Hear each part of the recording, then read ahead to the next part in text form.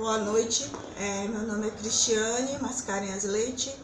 Eu vou falar alguns minutos com vocês sobre o capítulo 2 do livro Educação à Distância, Fundamentos e Políticas, de Oreste Prete, algumas reflexões sobre a EAD.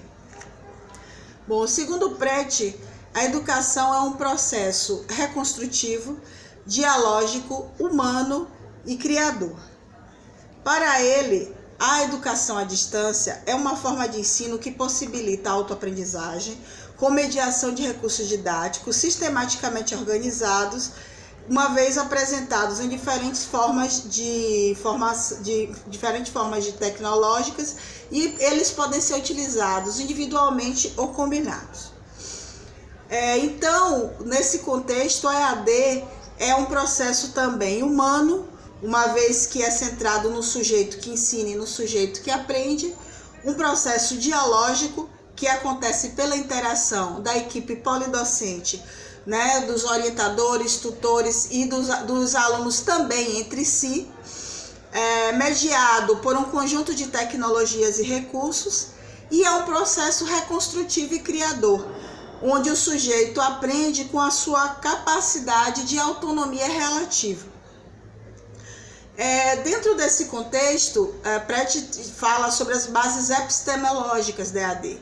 E essas bases trazem três teorias: o empirismo, o inatismo e o interacionismo. Eu vou falar um pouco sobre o interacionismo.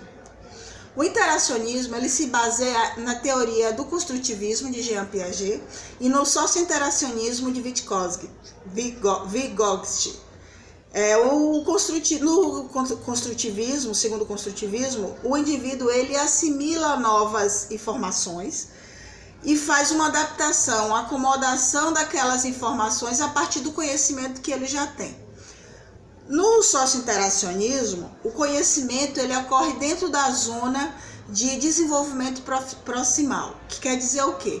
O aluno, segundo Vygotsky, o aluno ele tem um limite de aprendizado individual e ele só consegue ir sozinho na construção do seu conhecimento até um determinado ponto. A partir dali, ele precisa, ele aprende através da mediação. E aí, nesse contexto, nesse ponto é que entra o papel da equipe polidocente.